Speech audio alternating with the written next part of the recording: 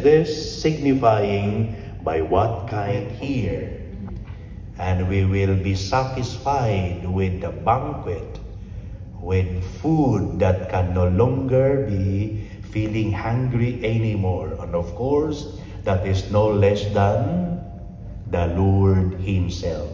Amen. Amen. There was this old man in an ancient China, had one son and one horse.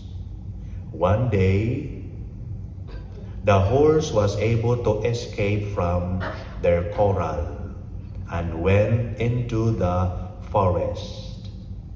Their neighbors, the Marites neighbors, and her injured son left behind. What do you think the gossipers commented? Good luck.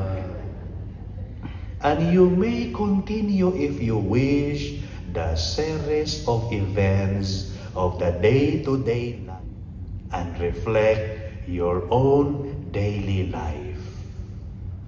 But we all have traumatic experiences, but if we suffer severe emotional trauma, evil spirits may come in. What is the example of severe emotional trauma? A person who witnessed, a little child witnessed his mother and father killing each other. That's severe trauma.